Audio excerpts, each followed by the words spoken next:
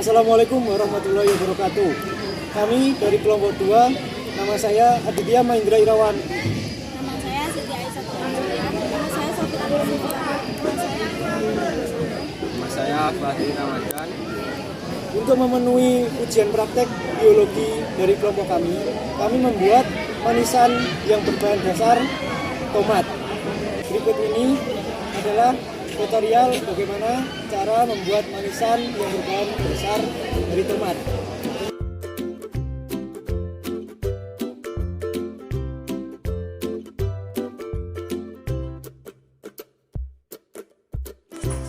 Larutan kapur sirih digunakan untuk menguatkan jaringan irisan buah.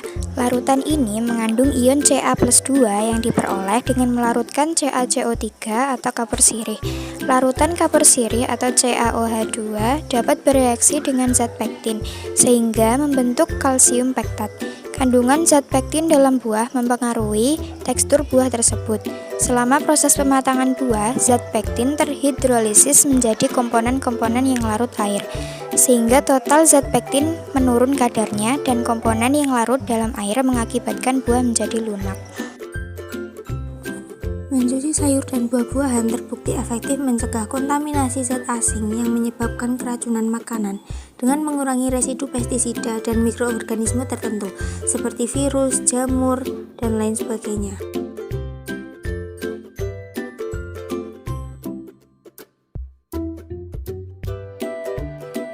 Tomat mengandung antioksidan berupa likopen yang dapat membantu memerangi efek radikal bebas penyebab kanker. Tomat juga memiliki kandungan antioksidan lain yakni polifenol, narigenin, dan chlorogenic acid. Di samping itu, ternyata buah tomat rendah kalori dan lemak, tetapi kaya akan karotenoid, lutein, gula, vitamin A, vitamin C, folat, dan kalium.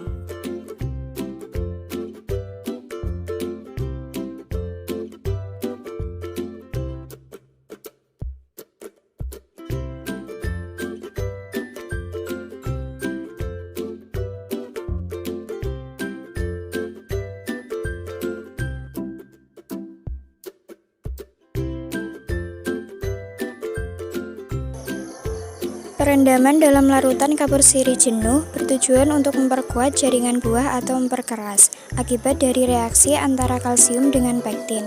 Zat pektin ini terdapat dalam lamela tengah dinding sel jaringan tanaman di mana selama proses pematangan protopektin atau bersifat tidak larut.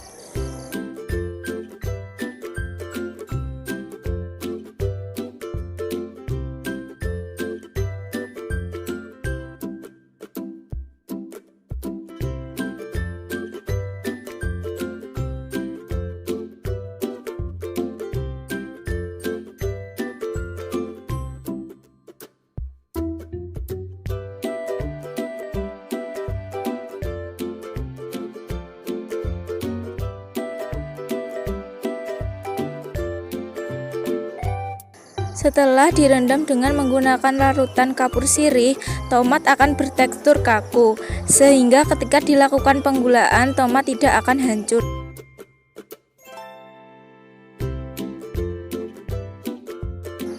Gula pasir bersifat higroskopis atau menyerap air, sehingga sel-sel bakteri akan dehidrasi dan akhirnya mati. Penggunaan gula sebagai pengawet disebut penggulaan. Gula dalam konsentrasi tinggi dapat berperan sebagai pengawet makanan karena adanya proses osmosis. Gula akan mengikat sebagian air bebas di dalam makanan, tergantung konsentrasi gula yang ditambahkan dan mengubahnya menjadi air terikat. Pergerakan molekul air melalui membran semipermeabel selalu dari larutan hipotonik menuju ke larutan hipertonik sehingga perbandingan konsentrasi zat terlarut kedua larutan seimbang atau isotonik. Di sini, larutan gula bersifat hipertonik, sedangkan air di dalam sel-sel tomat bersifat hipotonik, sehingga air di dalam sel-sel tomat akan keluar ke dalam larutan gula tersebut. Saat kondisi ini terjadi, mikroorganisme tidak dapat memanfaatkan air bebas di dalam makanan untuk tumbuh dan berkembang, karena setiap mikroorganisme membutuhkan air bebas dalam kadar tertentu untuk dapat hidup.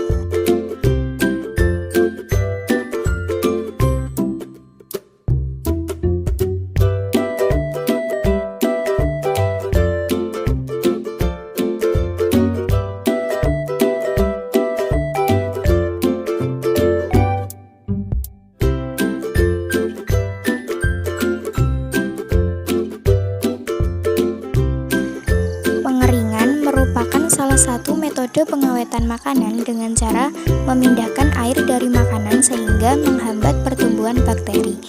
Pengeringan telah dipraktikkan di seluruh dunia sejak zaman kuno untuk mengawetkan makanan.